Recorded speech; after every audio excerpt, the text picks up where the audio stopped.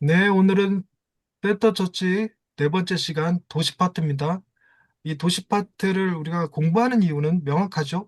설교 세미나예요. 설교에 대해서 이 도시파트가 주는 인사이트를 우리가 찾아보려는 겁니다. 자, 팀켈러의 센터 처치 도시파트에선 우리가 어떤 생각을 가져야 될지 보시자면 이제 일본 강의 목표부터 한번 볼게요. 류성용 목사님.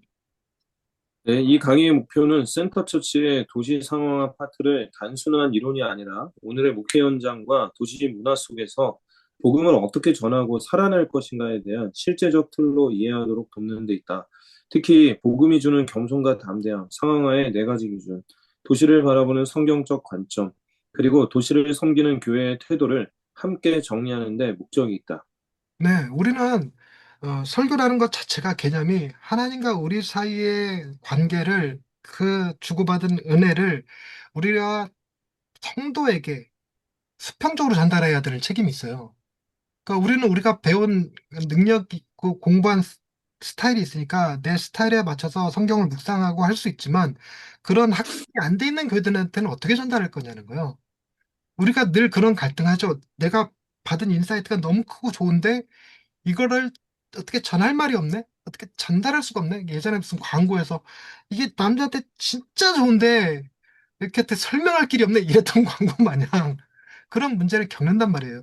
이거를 우리가 해결할 수 있는 방법, 설교라는 게 하나님과 인간 사이에, 하나님과 그자 사이에만 존재하는 것이 아니라 목회자가 성도들과의 관계에서 전달하는 방법도 이 옷을 입어야 된다는 겁니다. 상황화가 필요한 거죠.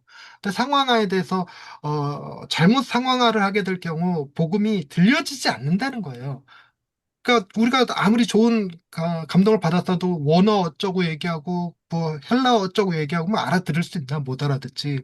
그런데다가 우리가 하나님이 우리에게 그 말씀을 주실 때도 예수 그리스도가 인간의 몸을 입고 이 땅에 내려오셔서 그때 당시 헬라어 히브리어가 아니라 아람어를 써서 말씀하셨잖아요. 이런 대표적인 상황화가 우리에게도 필요하다는 거예요. 그 이유는 분명하죠. 목적은 뭐냐면 복음을 들리게 만들자는 거예요. 들리게. 그게 설교자의 사명이죠. 들려주는 것.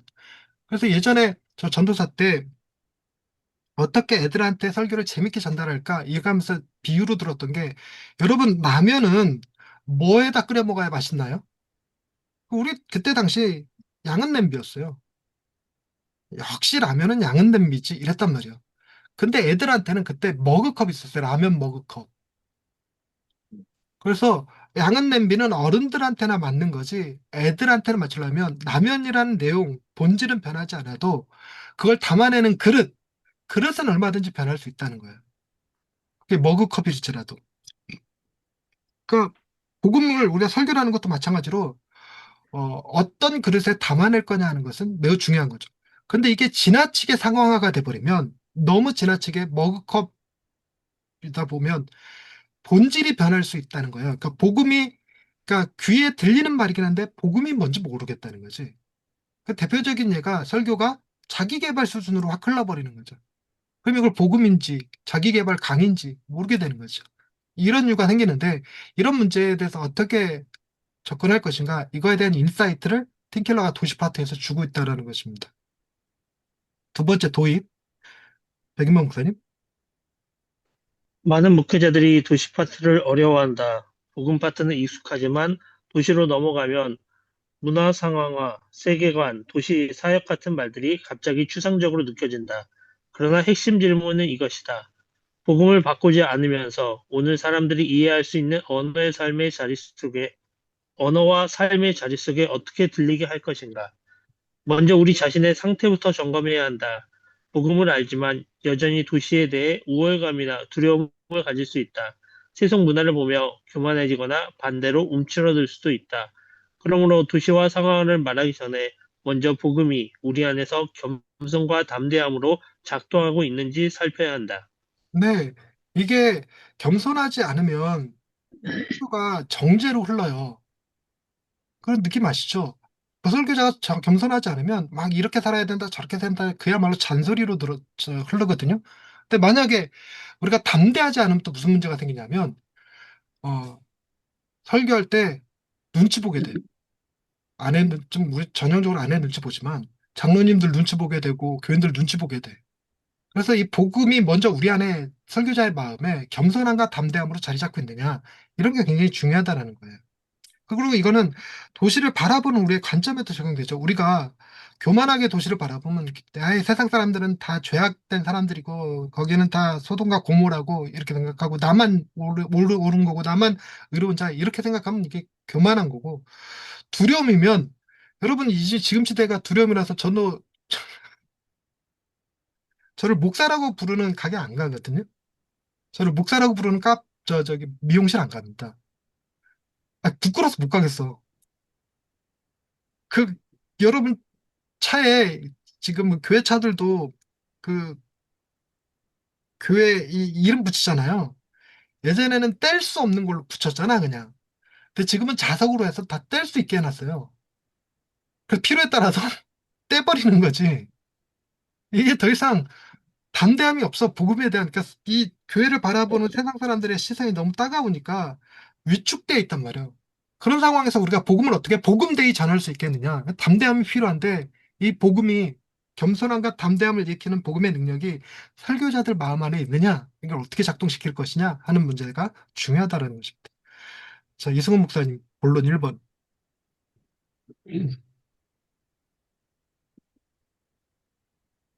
본론 1. 복음은 우리 안에 겸손과 담대함을 함께 만든다. 먼저 복음의 효과를 기억해야 한다. 복음은 우리에게 두 가지를 동시에 준다. 하나는 나는 내가 생각했던 것보다 훨씬 더 큰 죄인이다라는 겸손이다.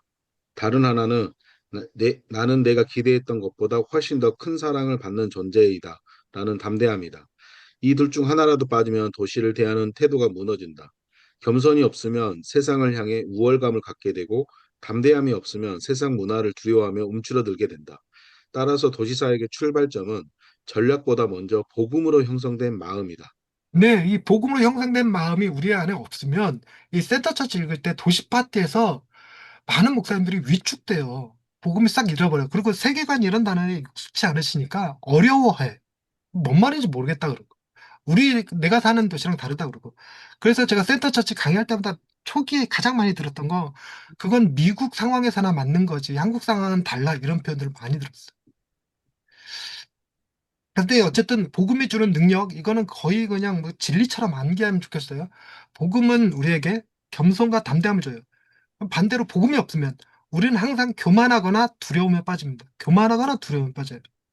그래서 우리는 교회가 조금 성장한다 그러면 100% 교만해지고, 교회가 조금 그 성장하지 못하고 있다, 나보다 더 큰 교회 목사님 만난다 그러면 위축되잖아요.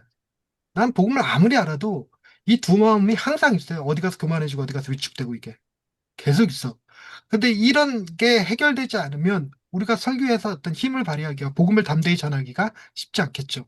그래서 복음이 우리에게 주는 첫 번째 효과는 복음으로 형성된 마음, 세상을 얕보지 않아요, 절대로. 그리고 세상이 주는 유익도 있어요, 얼마든지. 그리고 동시에 세상을 두려워하지 않습니다.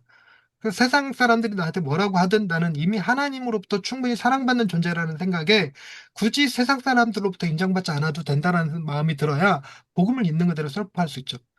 그리고 복음은 교만을 깨뜨리고 동시에 위축도 이기는 힘. 우리는 건 복음에서 얻어야 돼. 내가 얼마나 학위가 많으냐, 우리 교회 사이즈가 얼마나 크냐 하는 문제가 아니라는 거죠. 자, 상황이란 무엇인가? 류성용 목사님. 상황하는 특정 시대의 지역의 사람들이 던지는 질문에 그들이 이해할 수 있는 언어와 형태로 성경이 답을 주는 것이다. 즉, 상황하는 복음을 바꾸는 것이 아니라 복음을 들리게 하는 번역 작업이다. 하나님도 처음부터 상황하셨다. 모세에게 십계명을 주실 때 모세가 알아들을 수 있는 언어와 형식으로 주셨고, 기록보다 구전이 중심이던 시대에는 절기, 음식, 복장, 제사 형태 같은 문화적 상징들을 통해 말씀을 전달하셨다. 오늘 우리가 성경을 한국어로 읽는 것 역시 상황의 결과다. 네. 이 상황가 그러니까 처음에 모세가 십계명을 받았을 때 이게 교단마다 조금씩 차이가 있겠지만 십계명을 기록한 글자가 뭐겠느냐, 이 히브리어겠느냐, 과연 나라도 없이 노예로 살던 그들에게 히브리어라고 하는 문자가 있었겠느냐 하는 주장과 동시에 여호와의 전쟁기라는 책이 모세오경에 기록되어져 있으니까 히브리어가 있었지 않겠냐 이런 주장이 같이 있죠. 저희 같은 교단은 바벨론 포로기 때 아마도 성경의 글자가 만들어지고 기록이 내어졌을 거다. 그때까지는 구전이 중심이었을 것이다. 이렇게 보는 경향이 있고, 뭐 합동 측은 뭐 모세오경 쓸 당시에 히브리어가 있었다. 뭐 이렇게 주장하기도 하더라고요. 근데 십계명이 히브리어로 쓰여졌을까? 아니면 이집트어로 쓰여졌을까? 이런 겁니다. 그리고 히브리어냐 이집트어냐 어떤 언어냐는 하등 중요한 문제가 아니죠. 중요한 문제는 모세가 알아들을 수 있고 기록할 수 있고 보존할 수 있는 형태의 글일 거라는 거죠. 하늘의 언어로 기록되지 않았을 거라는 거예요. 근데 문제는 십계명을 누가 썼는데? 그럼 누가 썼죠, 십계명을? 하나님의 하나, 손가락이 직접 쓰셨잖아요. 네. 하나님의 손가락이 직접 쓰셨는데 하나님이 특정 언어를 선택해서 그게 히브리어든 이집트어든 어, 특정 언어를 선택해서 쓰셨다는 거잖아. 그리고 너무 고급진 언어 쓰면요. 못 알아듣는다는 거지. 재밌는 건 우리 신약 성경도 헬라어로 기록되어 있다는 거잖아요. 이게 이스라엘 민족은 히브리어를 쓰고 예수님은 아람어로 설교했는데 성경은 뭘로 기록돼? 헬라어로 기록됐다는 거예요. 그런데다가 헬라어도 두 종류가 있대요. 우리식으로 얘기하자면 영국식 영어가 있고 미국식 영어가 있는데 여러분 배우셨는지 모르겠는데 어, 저기 성경을 기록한 헬라어는 고급 헬라어였을까요? 저급 헬라어였을까요? 조급이겠죠. 저급이었어요. 저급. 저급 헬라어를 썼어요. 그걸 코인 헬라어라고 그러나? 그런데 그런 말을 쓰는 거예요. 그러니까 그 성경을 기록하는 글자가 뭐 존귀한 거다, 뭐 성스러운 거다 이런 문제가 아니에요. 어떻게 들리게 전달할 거냐는 거지, 들리게. 이걸 번역하는 과정에서도 그래요. 예수님이 독사의 자식들아 이렇게 말했을 땐 그때 당시에 이스라엘에는 길에서 흔하게 보이는 게 독사였기 때문에 독사의 자식들아가 이게 욕이었단 말이죠. 그럼 이걸 번역하는 과정에서 우리나라에서 제대로 번역하려면 뭐라고 번역해야 되게? 이렇게.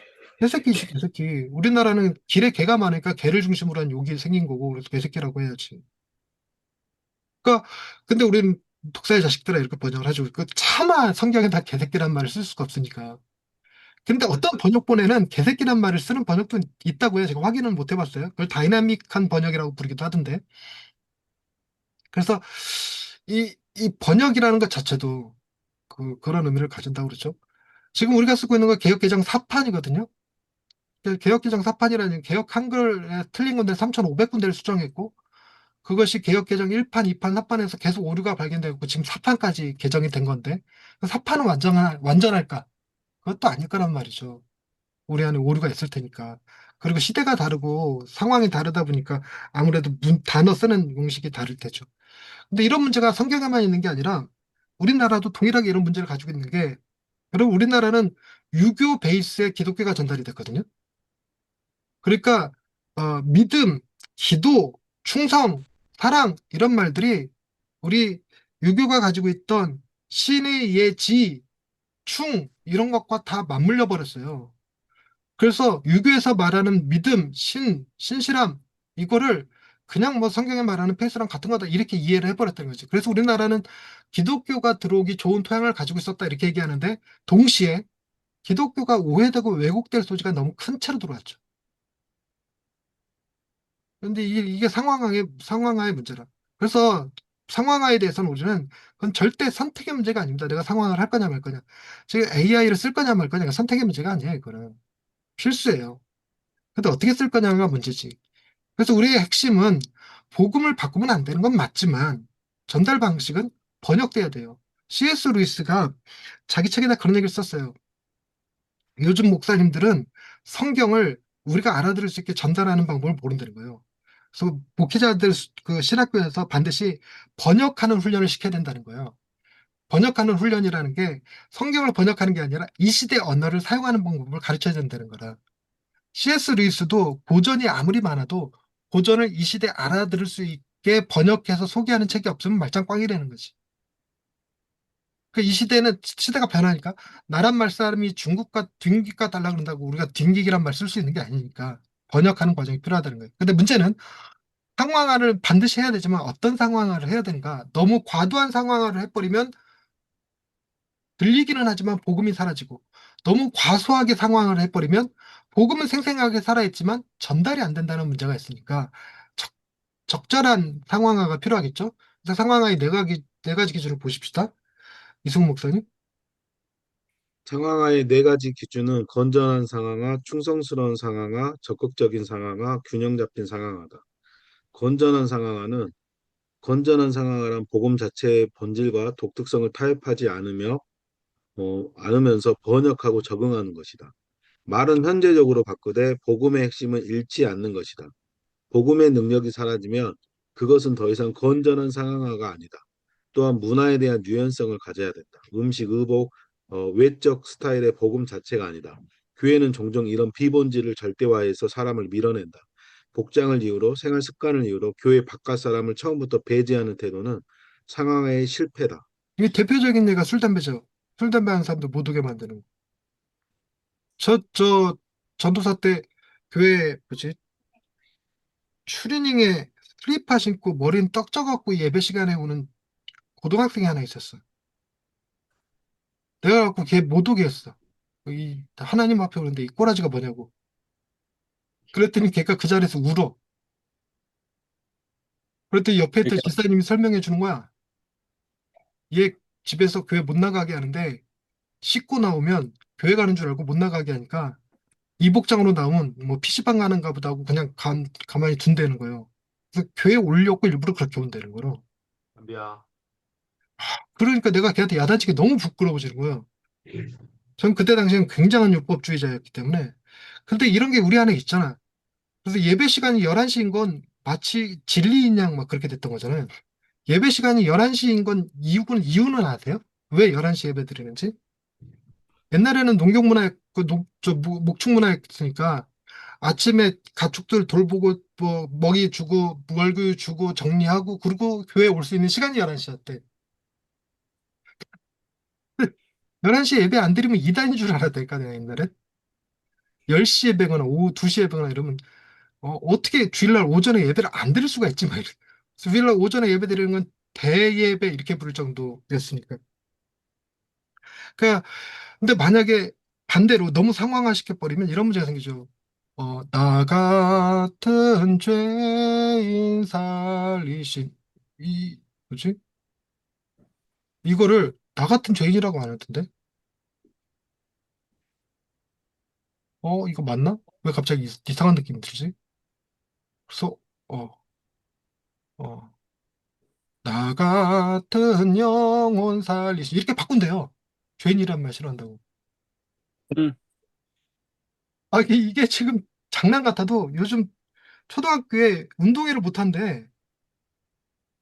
운동회를 하면 승패가 나뉘잖아. 왜 우리 네. 애한테 패배감을 안겨주냐고 부모님들이 항의한대.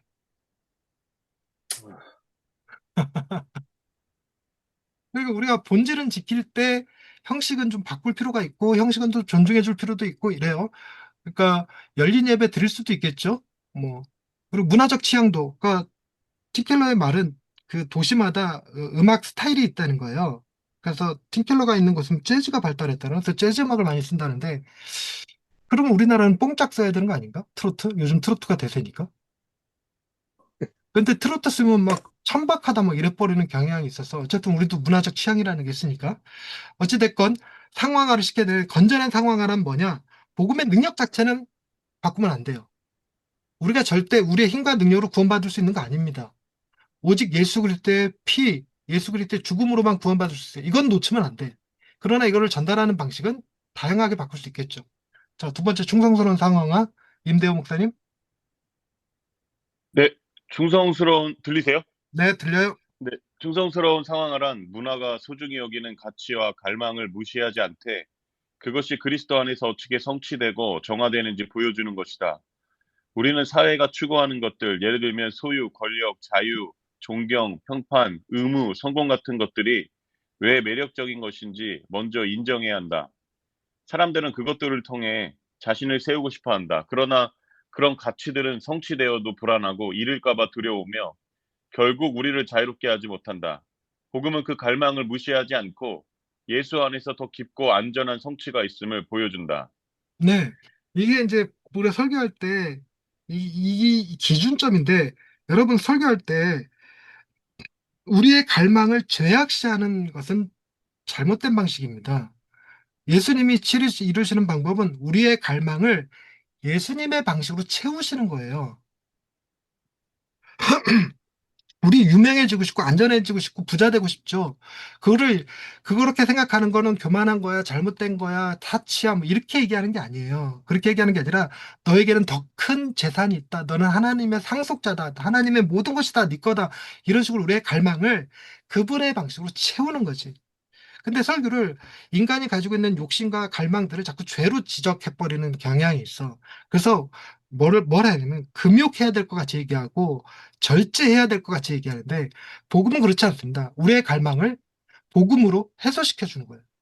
대표적인 예가 우리나라 제사 문제 대표적인 예죠. 여러분 제사는 귀신에게 제사 드리려고 귀신을 섬기려고 만든 문화가 아니라 부모를 생각하는 마음이었어요. 부모한테 미안한 마음이니까. 그래서 부모를 잘 섬기고 싶은 마음이에요. 그 마음은 인정해줘야지. 그 마음. 그리고 부모를 어떻게 더 잘 섬길 수 있는지, 부모를 잃은 자녀의 슬픔을 어떻게 극복할 수 있는지, 그거를 제시해 주는 거지. 더 이상 부모에게 연연하면 안 됩니다. 이렇게 가는 게 아니잖아요.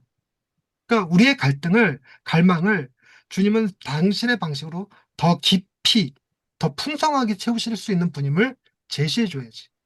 그래서 세상 사람들이 갖고 싶어하는 이 명예, 그리고 안전, 이런 것들, 성공, 이런 것들에 대해서 무조건 잘못했다. 성공 지상주의 잘못된 거야. 이렇게 나갈 게 아니라는 거예요.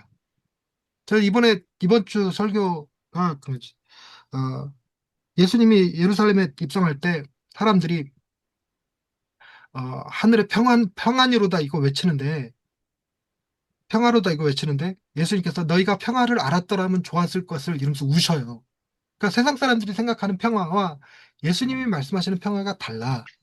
근데 예수님의 태도가 세상 사람들이 원하는 평화, 즉 예루살렘을 어, 정복하고 로마로부터 이스라엘 독립시키는 그런 것들에 대해서 야단치거나 비난하거나 정죄하지 않으셨어요. 그러면서 예수님이 더 큰 평화, 하나님과의 평화를 제시하고 들어가는 거죠. 그래서 예수님은 그들이 그 평화를 외칠 때 비난하신 게 아니라 뭐 하셨냐면 우셨잖아요. 우셨잖아요. 울어줄 필요가 있는 거지. 비난하는 게 아니라는 거지. 그래서 우리가 충성스러운 상황을 한다는 건 절대로 문화를 미워하면 안 돼요. 문화를 제대로 보고 비판적 향유라는 말을 쓰기도 하는데 문화를 해석하고 또 그 얘기하게 되는데 BTS 광화문 공연 보셨나요? 비난만 하지 마시고 아, 우리 교회 권사님은 BTS가 더 유명해져야 된다고 기도하러 갔다던데요. 그거 어떻게 해야 돼요? 다치기도 해야지. 왜냐면은, 왜냐면 한국 문화가 전 세계에 퍼져가는 게 자기는 굉장히 그게 감동적이라고. 일단 여기 우리 도시 파트에서도 배우겠지만 복음의 상황화는 두 종류로 가요. 하나는 복음 자체가 들리게 만드는 거. 그리고 두 번째는 복음 자체를 들을 수 있는 토대를 만드는 걸로 가요. BTS가 더 유명해져서 한국의 문화가 컬처가 더 커지면 복음을 들고 나가 있는 한국 선교사님들의 입지가 더 커지겠죠. 예, 그런 식으로 좀 그랬으면. 응. 그럼 더 좋지 뭐. 음, 지금 한국 선교사님들은 뭐 거의 뭐 신받들듯이 우성부터 한국 선교사는 한국 사람 얘기만 해도 막 와서 한국말 한번 해보려고 뭐 그러는데 음, 지금 전 세계적으로 한글학당이 그 세종학당이 모든 걸 다 커버 못해요. 재정도 없고 그 여력을 누가 채우고 있을까요? 선교사님들이 채우고 있어요. 교회에서 한글 가르치고 태권도 가르치고 이러면서 김치 만드는 거 가르쳐주고 그럼 그게 더 큰 영향력을 발휘하면 BTS 같은 그룹들이 한두 팀이 아니라 여러 팀 나와갖고 막 우리가 진짜 전 세계에 한국 컬처를 다양한 방식으로 배달시켜 줄 수만 있으면 좋겠지. 권사님 기도 더 열심히 하시라 그래. 자, 그래서 문화를 사랑하고 그 안에서 잘못된 문화는 우리가 대적할 필요가 있어요. 그렇지만 문화 자체를 미워하거나 정죄할 건 아니라는 거예요. 그리고 갈망 자체를 일단 인정해야 돼요. 인정하고 더 큰 갈망이 있어요. 대표적인 얘기 제가 종종 쓰는 건데 처녀 귀신, 총각 귀신이 있어요, 없어요? 있다고 생각하세요? 없다고 생각하세요? 지방령 이런 거 있어요? 물귀신 이런 거 있나요? 이런 거 무조건 비난만 할 게 아니라 천하귀신, 총각귀신 얘기 자체가 왜 나왔냐면 공동체 안에서 남녀의 혼사 문제는 개인의 문제가 아니었어요, 예전에는. 고무신도, 아니, 집신도 짝이 있다고 그러면서 어떻게든 짝을 찾아서 내줘줬어요. 근데 그것을 확고하게 자리 잡기 위해서는 결혼 못하고 죽으면 처녀귀신, 총각귀신이 돼서 마을 사람들을 괴롭힌다. 이런 사상이 필요했던 거야, 신앙적으로. 물귀신도 지역 내에 있는 웅덩이, 저수지 관리 제대로 못해갖고 사람들이 물에 빠져 죽는단 말이에요. 그러니까 그런 걸 막기 위해서 물귀신 얘기를 하는 거고, 지방령. 그러니까, 나그네가 우리 동네에 와서 죽으면 지방령이 된다고 그랬단 말이에요. 그래서 나그네가 우리 동네에서 죽지 않도록 나그네들을 대접할 수 있는 문화가 만들어졌단 말이죠. 그리고 목사님들 발끈하는 것 중에 그런 게 있는데, 똥밭에 굴러도 이승이 좋다. 이러면, 그, 뭐죠? 그걸 되게 싫어하시대. 똥밭에 굴러도 이승이 좋다? 천국이 더 좋아요. 이러고 있는 그 말 자체가 뭐냐면, 그 똥밭이라는 게 말똥밭이거든요. 그 마구간 똥 치우는 일인데, 그 양반이 죄를 지어갖고 3대가 이렇게 벌을 받잖아요. 그러면 가족들이 관노비가 돼요. 관노비. 양반의 자녀들이 관노비가 돼서 그들이 맡은 일이 뭐냐면 그 관에서 유지하는 말들 마구간 똥 치우는 일을 시켜요. 그러면 양반의 자제가 똥 치우는 일 하게 되면 똥을 치울까요? 자살할까요? 자살한다고. 근데 그걸 막아준 게 뭐였냐면 똥밭에 굴러도 이승이 좋다는 말이 그 자살을 막아줬단 말이에요. 그러니까 무조건 그 말을 반대만 할 게 아니라 이렇게 그죠? 같이 공유해주고 더 나은 방법이 기독교 안에 있으면 얘기해주는 거죠. 그리고 대표적인 예로 이런 것도 있어요. 어, 유성이 떨 하늘에서 별이 떨어질 때 소원을 빌면 소원이 이루어질까요? 안 이루어질까요? 이거 목사님들 다 이거 가짜 미신이라고 뭐 이렇게 얘기하실 텐데 여러분 인문학적으로 사회학자들은요 하늘에서 별이 떨어지는 걸 보고 소원을 빌면 소원이 이루어질 가능성이 높다고 표현합니다. 그 이유가 뭐냐면 여러분 떨어지는 속도가 0.5초, 1초 같이 안 된다 그래요. 근데 그 사이에 소원을 말할 수 있는 사람이 몇 없대요.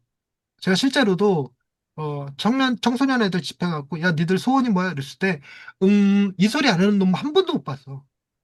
다 일단 기본적으로 이러고 봐요. 그럼 어른들이라고 뭐 다를 것 같아요? 딱 이러지. 그러니까 소원을 말하려면 그 갈급함이 있어야 된다는 거예요. 갈급함이. 그 0.5초 내에 자기 소원을 말할 수 있을 정도의 갈급함이 있으면 그 갈급함을 성취해낼 수 있는 능력이 그 사람한테 생긴대요. 그래서 떨어지는 별을 보고 소원을 빌 수 있을 정도면 소원이 이루어진대요. 그러니까 무조건 비난만 할 게 아니라 그 안에 담긴 의미를 해석하고 공감도 좀 해주고 그리고 그것보다 더 나은 방법이 교회 안에 기독교 안에 있음을 복음 안에 있음을 제시해 줄 수 있는 것 이런 것들이 충성스러운 상황하다 뭐 이런 거죠. 자 적극적인 상황화 류성용 목사님. 적극적인 상황은 문화 속으로 실제로 들어가 함께 누리고 함께 살아보고 그 안에 왜곡을 복음으로 분별하는 것이다. 이것을 문화 비판적 향유라고 한다. 즉 문화 안에는 아름다움과 지혜, 정의와 창조성이 있다. 음악, 미술, 영화, 과학, 제도, 공동체의 질서 같은 것들 안에 일반 은총의 흔적이 있다. 그러므로 그리스도인은 문화를 무조건 거부하는 사람이 아니라 누릴 줄 아는 사람이어야 한다. 그러나 동시에 그 안에는 죄와 우상 숭배가 있기에 그 왜곡을 분별하고 대안을 제시해야 한다. 제사 문화나 귀신 문화 같은 한국적 사례도 무조건 다 틀렸다고만 말하면 사람의 마음과 문화의 질문을 놓치게 된다. 그 안에 담긴 효, 그리움, 안전, 공동체 보호, 생명 보존의 갈망을 읽어내고 그 갈망이 복음 안에서 어떻게 더 깊게 성취되는지 보여주어야 한다. 여기서 얘기해야 될 걸 내가 위에서 얘기했나 보다. 비슷한 얘기인데. 핵심 문장. 음, 적극적인 상황화는 문화 속으로 들어가되 문화에 동화되지 않는 거예요. 그럼 BTS를 향유하고 즐겨야지. 그러면 거기 우리가 기도도 좀 해줄 필요도 있겠지. 그리고 누리고 비판하고 대안을 제시하는 것이 적극적 상황이에요. 누리지 않은 채 비난만 하는 게 아니라 왕가 사는 남자 이렇게 뜨면 가서 보는 거예요. 여담이지만 어, 어느 목사님이 자기 딸이 영화를 안 보는 애인데 어느 날 전화해서 아빠 오늘 영화 보고 들어가 늦게 가 그랬더니 무슨 영화 보는데 그랬더니 지가 뭔 영화 보는지 몰랐나 봐. 친구들한테 야 우리 무슨 영화 보냐 그랬더니 이 친구들이 얘기해 주니까 딸이 아빠한테 그러더래. 왕가 하는 남자. 목사님이 왕가 사는 남자겠지. 야 그랬다는데 그 왕가 사는 남자를 보고 왜 사람들이 거기에 열광하는지 그리고 그것들을 설교하는 차용하면 귀가 열리잖아요. 자기네들이 본 거고 공감한 거면. 그러니까 이제 그런 식으로 문화 안에 들어가서 얘기하는데 그런데 그 안에 뭐 비판해야 될 것들이 잘못된 것들이 있다면 그런 것들은 좀 복음으로 대안을 제시해 줄 필요가 있겠죠. 이게 적극적 상황이에요. 기본적으로 세상은 다 악하다라고 보면 안 된다는 거지. 그래서 저는 제가 고등학교 때 시절, 대학교 시절 때 세상 문화는 다 악하다라고 봤어요. 그때 누리지 못했던 게 가요였어요, 가요. 음, 그때 뭐죠?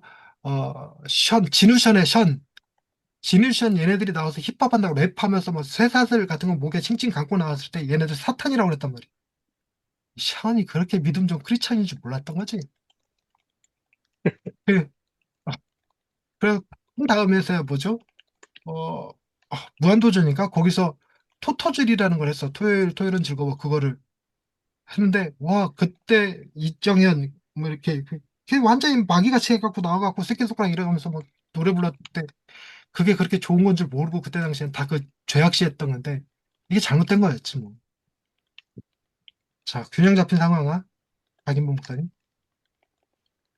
균형 잡힌 상호화는 두 극단을 피한다. 하나는 문화 근본주의, 다른 하나는 문화 상대주의다. 문화 근본주의는 문화와 성경을 완전히 별개로 보고 문화에 대한 고려 없이 진리를 곧장 던지기만 한다. 반대로 문화 상대주의는 현대 문화가 이해하지 못하는 성경의 내용을 잘라내버린다. 균형 잡힌 상황은 이렇게 말한다. 문화에 영향 없이 진리를 전달할 수는 없지만 성경은 여전히 절대적이고 보편적인 진리를 말한다. 네. 이 문화를 무시하지도 말고, 이제 문화에 끌려가지도 말라고. 성경은 보편적인 진리를 말하지만, 그건 우리 문화 속에서 이제 번역해서 전할 필요가 있다, 뭐 이런 얘기 있죠. 자, 그리고 잠깐 쉬었다가 가십시다. 네, 화장실 좀 갔다 오고 싶어서. 5분만 쉬었다 갈게요. 예. 예.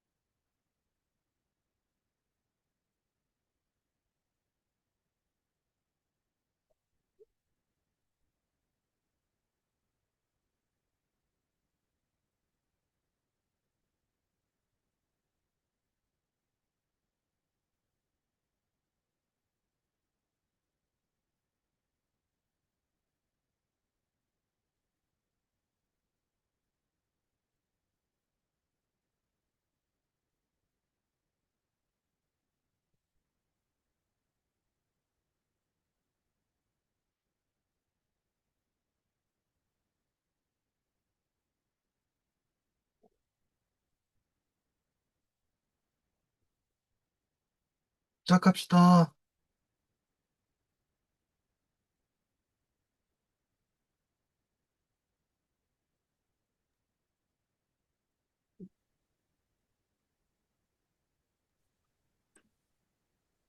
예.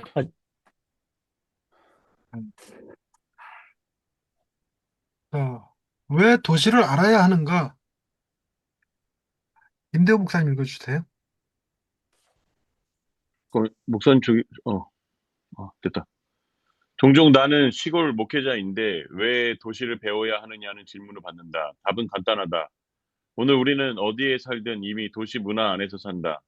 성도들은 농촌에 살아도 도시에서 장을 보고 영화를 보고 SNS와 인터넷을 통해 도시 문화를 소비한다. 다음 세대는 더 말할 것도 없이 도시적 감수성 속에서 살아간다. 그래서 도시를 이해한다는 것은 단지 서울 같은 대도시를 연구하는 것이 아니라 오늘 사람들의 생각과 욕망과 생활 양식을 이해하는 것이다.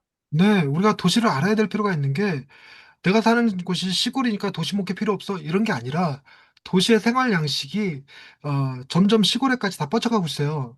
넷플릭스에서 이번에 나온 영화가 인도 영화가 하나 개봉이 돼서 봤거든요. 그 비긴 아니 메이드 인 서울인가 그런데 그 인도의 가장 깡촌에 예, 그 핸드폰도 잘 안 터지는 곳에 그곳에서 케이팝을 듣는 소녀 이야기예요. 음, 그러니까 결국은 서울을 오게 되는데 시골에 살아가는 사람들이 도시 문화를 향유해요. 제가 여기 처음에 이 시골에 왔을 때 여기는 뭐죠? 백화점도 뭐 마트도 없었어요. 영화관도 없었고 스타벅스 이런 건 당연히 없었고 음, 그리고 이 동네에 있었던 건 롯데리아 그거 하나 있었어. 롯데리아 햄버거 가게도. 음, 그래서 우리 여기 이사 왔을 때 이 동네 사람들은 전부 다 수원 나가서 장 봤어. 저희는 안산이 생활권이었기 때문에 안산 나가서 장을 봤어요. 그러니까 시골에 살아도 사람들이 도시에 나가서 도시의 문화를 향유를 합니다. 그러니 나는 도시 문화 필요 없어 이렇게 얘기할 수 있는 게 아니에요. 그런데다가 점점 도시화가 커지고 있어요. 그리고 도시 간의 연결도 더 긴밀해지고 있고요. 그렇기 때문에 도시의 문화를 이해할 필요가 있다는 거죠, 기본적으로. 자, 그다음에 이승우 목사님.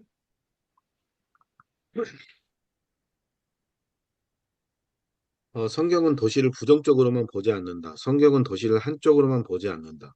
성경에서 도시는 반역과 폭력의 장소로 묘사되기도 하지만 동시에 피난처와 평화, 질서와 번영의 장소로도 나타난다. 즉, 도시는 죄의 농축지일 수 있지만 하나님의 영광을 위해 쓰일 수도 있는 공간이다.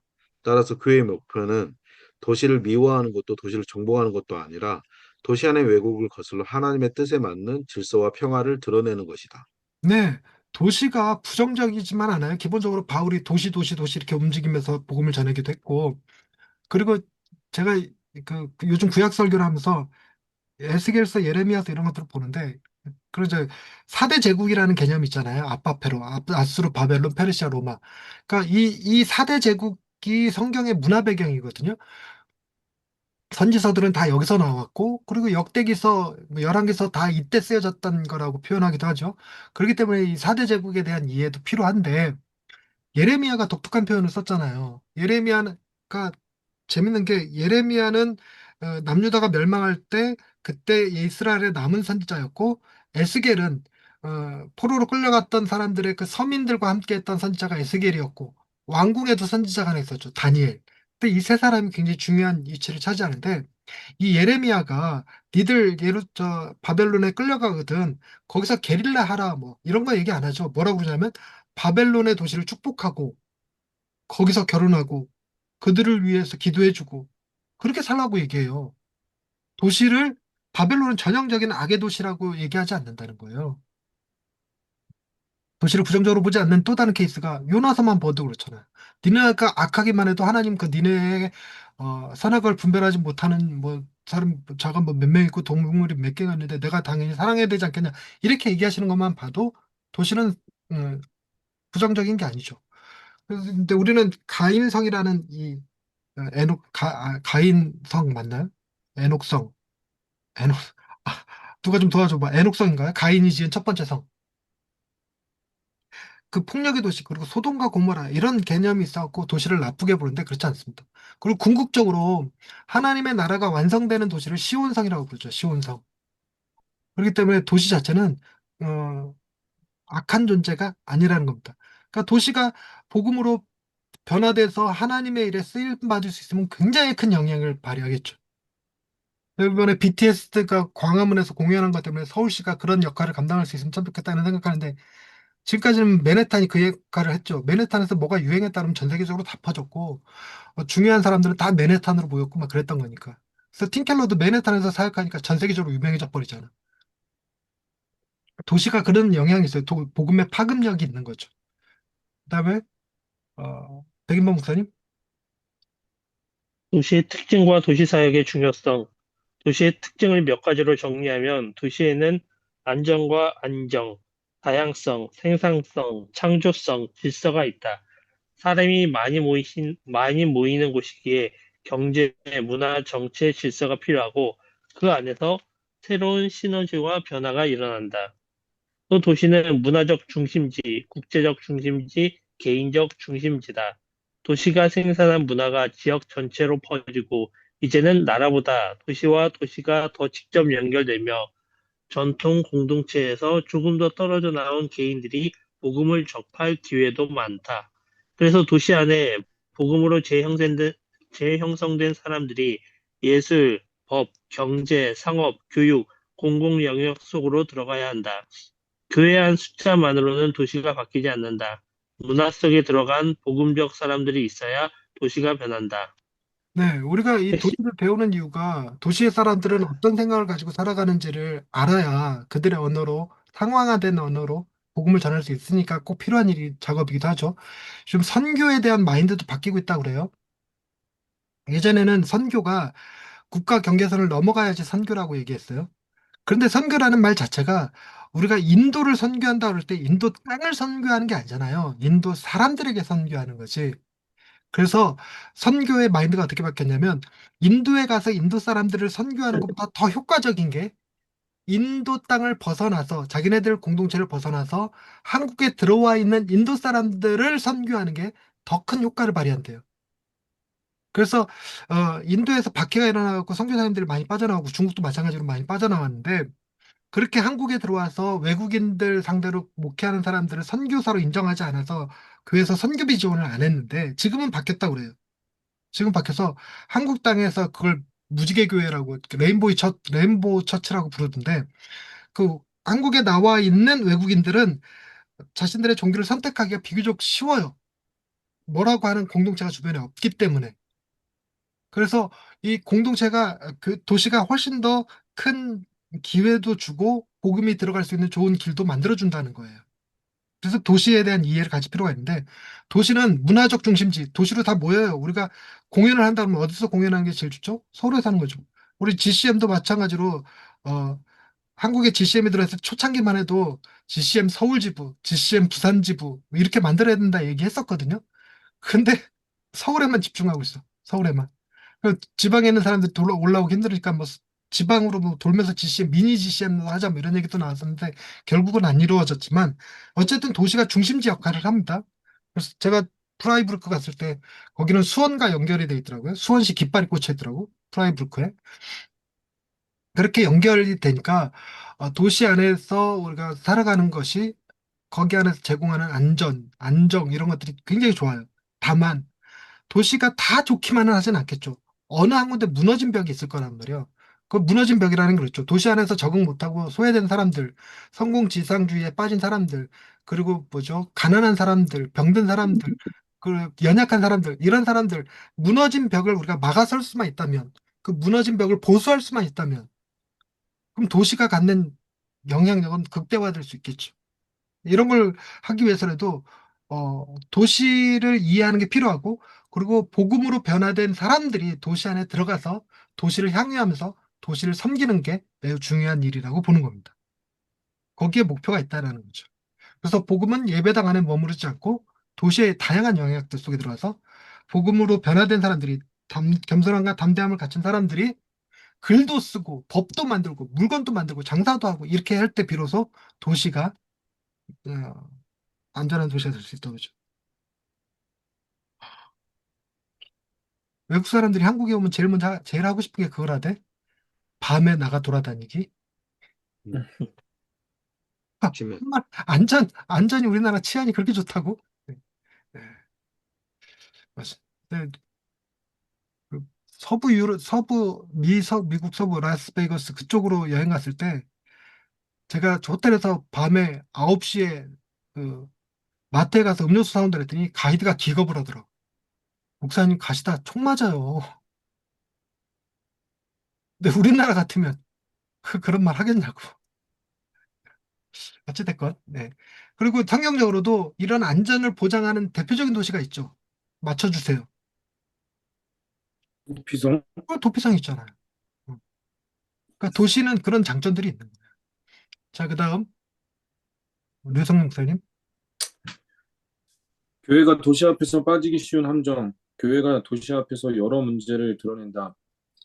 비신자들이 이해할 수 없는 방식으로만 말하거나 세상과 연결되지 못하거나 약자, 빈자의 편에 충분히 서지 못하거나 정치 권력이나 소비 문화, 자기 확장 논리와 별로 다르지 않은 모습을 보일 수 있다. 즉, 교회는 도시를 비판하기 전에 먼저 자기 자신이 세상과 얼마나 닮아 있는지도 돌아봐야 한다.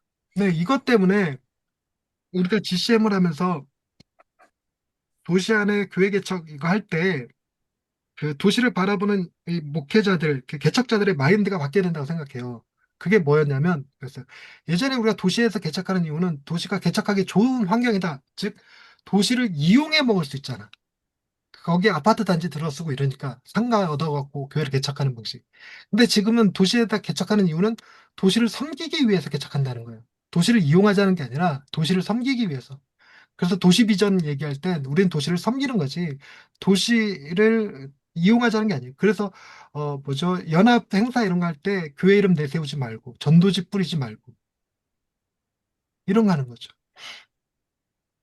그리고 어 우리가 그 뭐죠? 학부모에 참여하고 지역 주민회에 참여하고 이럴 때 전도를 목적으로 하지 마라. 그러니까 소위 그걸 뭐라고 그러냐면 후쿠를 넣지 마라 이렇게 표현하는데 후쿠 낚시바늘 낚시바늘 넣지 마라. 사람들이 안다 이거지. 그러면서 이제 팀켈러가 예를 든 게 그런 거예요. 앞집에 사는 아저씨가 한 6개월 동안 나한테 너무 잘해줘. 너무 잘해줬는데 6개월 뒤에 보험증서 딱 내밀면서 이거 하나만 들어줘. 그러면 기분 확 상하지 않냐는 거예요. 우리가 마치 교회가 그러고 있다는 거지. 자꾸 사람들한테 좋은 일을 잘해주면서 나중엔 우리 교회 데려오는 게 목표야. 뭐 이런다는 거. 그럼 사람들이 빈정상한다는 거. 복음에 대해서 호의적이지가 않다는 거야, 그게.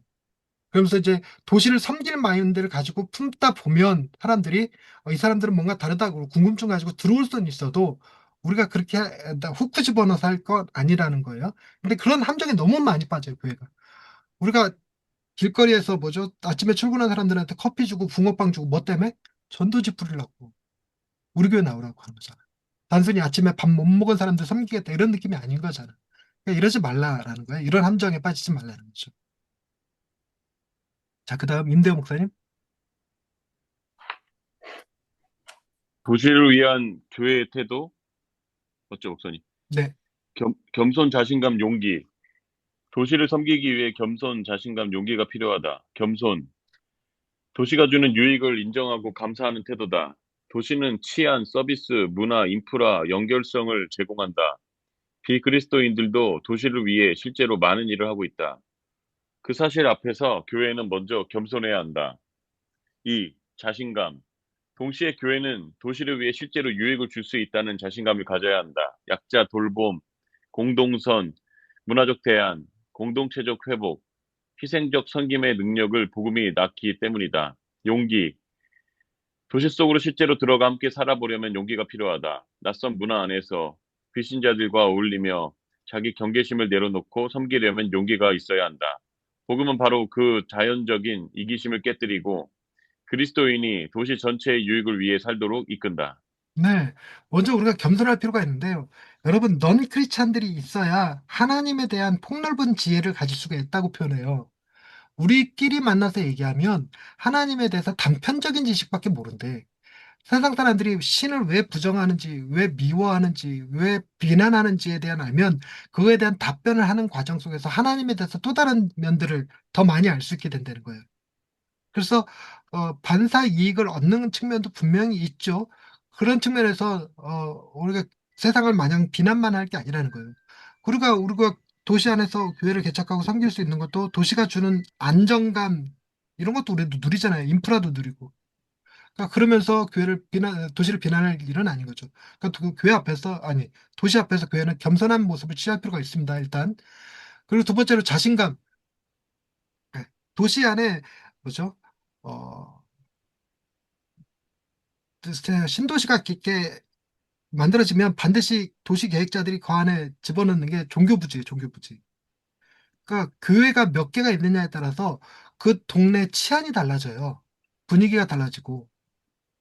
그래서 교회가 뭐 틴켈러 표현에 의하면 인구 5천 명당 한 개가 좋다고 하던데 우리 동네에도 교회가 너무 많아. 하지만 5천 명당 한 개씩 있지는 않아요. 근데 5천 명당 한 개씩 교회가 생겨지면 도시가 폭발적으로 성장할 수 있다고 표현하더라고요. 그러니까 교회가 비난도 받고 욕도 먹지만 교회가 싹 빠지면 교회가 그동안 하던 일을 국가 복지로 하려고 그러면 어마어마한 돈이 들어간대요. 그러니까 그런 자신감이 이제 교회에게 필요하다는 거고, 그리고 먼저 용기도 필요하다. 그러니까 도시 안에 들어가서 우리가 뭐죠? 도시 안에 새로 들어온 그래서 낯선 사람들에 대한 그 수용력이 기독교인들한테 있죠. 초대교회 폭발적 성장은 로마에 전염병이 들어오기 시작하면서잖아요. 그 전염병이 돌 때 다 도망갔을 때, 병든 자다 됐을 때, 그 병든 자들한테 다가가서 돌봐줬던 게 교회라서 그때 이후로 교회가 폭발적인 성장을 했다고 이렇게 표현하는데 그게 용기가 필요한 일이라. 낯선 사람들을 받아들이고 그들에게 교회의 어떤 자리를 제공하고 문화를 제공하고 뭐 밥을 해주는 것도 마찬가지고 우리가 냄새 나는 사람들한테 가서 밥 해줘야 되고 그들 가운데 혹시라도 총이나 칼 든 사람이 있을지도 모르는데도 가서 다가가서 말 걸고 하는 것들 다 용기가 필요한 거죠. 그래서 그런 용기를 낼 때 도시 전체의 유익이 올라가는 일이니까. 그래서 도시를 섬기기 위해서 교회가 가져야 될 건 겸손과 자신감과 용기인데 이건 동시에 설교자에게도 필요하죠. 우리가 겸손한 마인드를 가지고 있지 않으면 자꾸 도시를 비난해. 도시를 비난하는 건 성도들의 삶의 터전을 비난하는 것과 같거든요. 그리고 자신감이 필요해요. 그래야 하나님의 그 사랑 앞에 어, 저들도 사랑받는 자들. 대표적인 소설이 오두막이라는 소설 있었잖아요. 그 하나님이 그 살인자도 사랑한다는 사실을 우리가 그 사람들 사랑하는데 하나님 우리 사랑은 당연히 저 도시인들도 하나님 사랑하시겠지. 이런 자신감을 좀 가질 필요가 있는 거죠. 그런 언어가 설교 시간에 나와줄 때 성도들의 마음이 뭔가 도시 생활하면서 교회 다닐 필요가 명확해지겠죠. 자, 그다음 결론 보면 복음을 도시 문화에 맞춰서 희석하자라는 것은 아닙니다. 절대로 그런 건 아니죠. 오히려 복음을 더 충실하게, 더 깊게, 더 잘 들리게 전하자는 게 도시와의 도시파트의 목적입니다. 그러기 위해서 제가 늘 주장하는 거는 도시파트의 이 말하고자 하는 의미를 제대로 이해하려면 우리는 제일 먼저 뭐부터 확실히 알아야 돼요? 복음부터. 복음이 먼저 내면화돼 있어서 그 복음이 주는 겸손과 담대함을 목회자가 가지고 복음의 능력을 신뢰하고 그리고 복음을 전하는 거죠. 그리고 필요한 건 겸손한 마음, 상황화도 좀 시키고 앞에서 좀 망가질 필요도 있고 때로 따라서는 청바지 입을 필요도 있고 오무교회가 온다 읽어보셨나 모르겠는데 오무교회가 아주 파격적이잖아요. 그런 행보도 좀 필요하고 그리고 또 트로트 가수 하시는 목사님도 계시잖아요.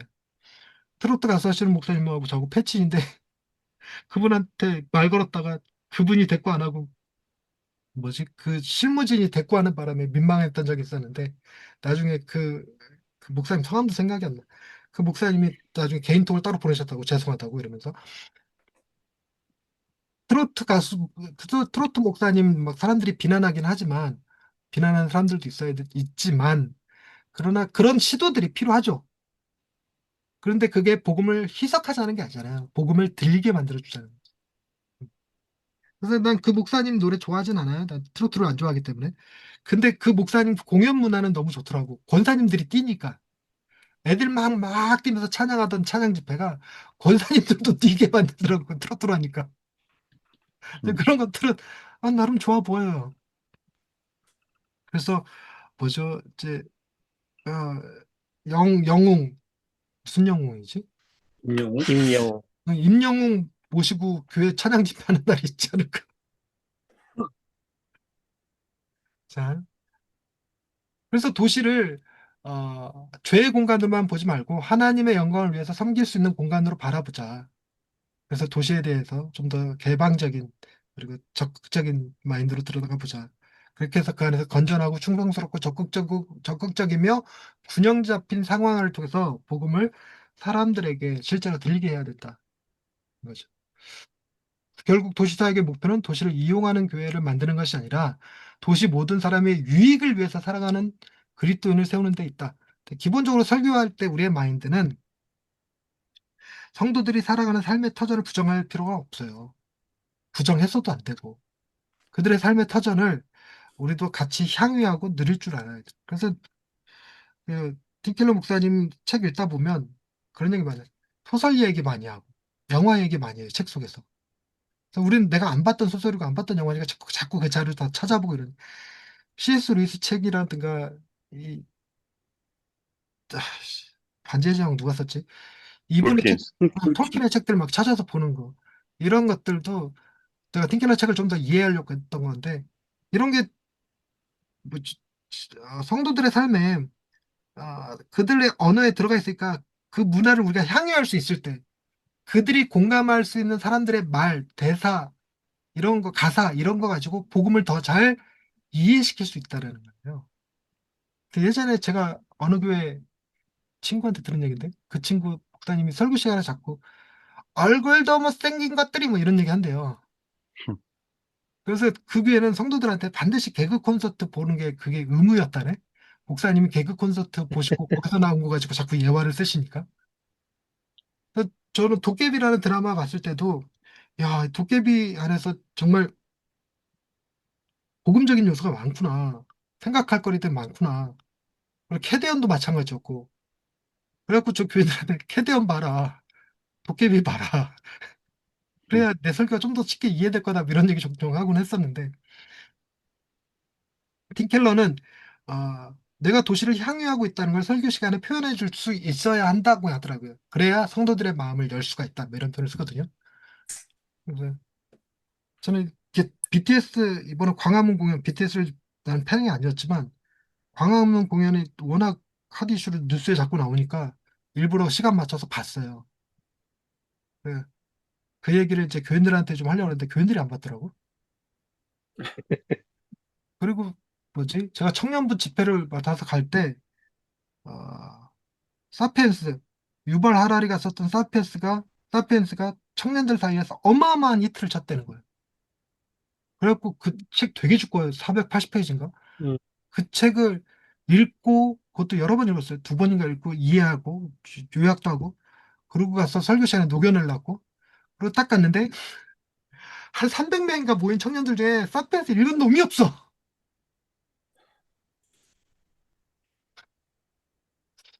그, 내가 실수한 건, 잘못한 것일 수도 있긴 한데, 우리가 교인들을 교회 안에 가둬놓기만 한 거 아닐까?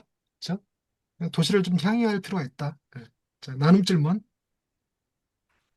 나는 세상 문화를 볼 때 교만해지는가, 두려워하는가? 둘 다 안 된다는 거예요. 세상을 악하게 볼 것도 아니고, 세상을 두려워할 필요도 없어요.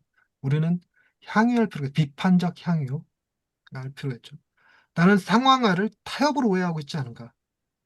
이 타협으로 오해한 게 그거지. 랩이 여러분, 교회에서 랩으로 노래하는 게 맞는 거야, 틀린 거야? 괜찮은 것 같은데. 나 처음에 랩으로 된 찬양을 들은 게 솔티와 함께라는 앨범이 있었거든요. 저 고등학교 때. 그래서 그게 이게 가능해? 그때 랩은 흑인들이 막 투덜투덜 불평하는 것이 랩이다 이렇게 배웠었는데 이걸 교회에서 쓴다고? 그래갖고 그 솔티와 함께라는 앨범을 사면서 그 판매하시는 그분한테 그분 그때 당시에 내 보기에 20대 청년이었을 텐데 난 학생이었고 교회에서 랩하는 게 뭐라요? 그랬더니 나한테 그러는 거예요. 너는 주기도문을 라틴어로 할래? 그러더라고. 그 말 한마디에 오, 다 이해가 됐어. 어떤 상황을 타협이라고 생각했는데 타협이 아니에요. 가장 상황의 끝판왕이 뭘까요? 예수님이 인간의 몸을 입고 이 땅에 오신 거. 가장 끝판왕이잖아요. 끝판왕. 상황화의 끝판왕. 우리는 그 인카네이션을 안 한다는데 문제가 있지. 우리가 고귀한 존재인 것만. 자, 3번. 내 사역은 복음의 본질을 지키면서도 사람들에게 들리게 말하고 있는가? 반대로 얘기하자면 너무 내 설교가 어, 자기 개발 위주로 흐르고 있는 건 아닐까? 이런 것들을 고민해 볼 필요가 있는 거겠죠. 우리 교회는 문화 속으로 실제로 들어가고 있는가 아니면 교회 문화 안으로만 초대하고 있는 건 아닌가? 그래서 자꾸만 오라고만 하고 있는 건 아닌가? 가지는 한. 어. 이 문화 속으로 실제로 들어가는 일이 이게 저희 교회는 작으니까 이런 일을 실제로 못 하는데 저는 오카리나 팀 하거든요. 그래서 오카리나 앙상블 참여하면서 그거 하니까 그저 지역 행사에 다 뛰어. 우리 오카리나 팀이. 심지어 어디 가서도 내가 또 오카리나를 불러봤냐면 1일 주점, 음, 1일 주점에 가서 오카리나 공연했어. 1일 주점에 갔더니 그게 뭐 어떤 행사였냐면 다섯 손가락이라고 하는 단체에서 기획한 행사였었는데 다섯 손가락이라는 게 장애인 돕는 단체였어요. 장애인을 돕는 단체. 거기서 그 경비 마련을 위해서 1일 주점을 한 거예요. 근데 술 마시는 자리는 나쁜 거야. 이럴 수는 이렇게 얘기할 문제가 아닌 거잖아요. 그들이 선한 의도를 가지고 하는데 거기 가서 오카리나 공연하고 앵콜 받아 그건 두 곡인가 더 부르고 내려왔네. 한때는 설교보다 오카리나 공연을 더 많이 했던 것 같아. 그리고 지금 오카리나 공연이 또 하나 잡혀 있는 게 세월호 사건이 곧 닥치죠. 세월호 기념식. 음, 세월호 기념식에 가서 또 오카리나 불어. 근데 뭐 이런 식으로 이제 예전 같으면 우리 교회로 와라 이랬던 게 내가 세상 속으로 나가는 거지. 근데 가끔 그랬던 적이 있어요. 어떤 행사에 가서 오카리나 불고 있으니까 우리 동네 목사님이 연합회 목사님이 거기 축사하러 오셨더라고. 저를 보면서 놀라면서 저 목사님 여기 웬일이야? 그랬더니, 저 오카리나 불러왔는데 그랬더니 그래? 목사가? 목사로 온 거 아닌데요? 자, 5번. 나는 도시를 정죄의 대상으로 보는가 섬김의 대상으로 보는가. 저는 이 두한국 교리가 너무 강하게 머릿속에 박혀있던 사람이라 도시 문화에 참여하지 않았던 사람인데 이 틴켈러 책 읽으면서 도시 문화에 참여해야 되는 거구나. 처음엔 탁구하러 갔다가 탁구 치는 그 아줌마들 그 말빨에 내가 도저히 못 있겠더라고 그 자리. 와 나를 갖고 놀아 아주. 실력도 엄청난 차이가 있었지만 그래갖고 갈아탄 게 오카리나였어. 오카리나 조금 낫더라고. 내 오카리나가 우리 멤버들 중에서 내가 제일 잘 보니까 좀 낫더라. 그러면서 이제 도시를 섬김의 대상으로 보는가. 이게 중요한 문제일 것 같아요. 그다음에 우리의 공동체는 겸손, 자신감, 용기라는 태도로 도시를 대하고 있는가. 작은 교회는 자신감이 사실 별로 없긴 해. 근데 이런 태도가 필요하다는 거지, 기본적인 자세. 이런 것이 필요하다고 할 것 같아요. 자, 오늘은 여기까지 하겠습니다. 수고하셨습니다. 고맙습니다. 수고하셨습니다. 수고하셨습니다.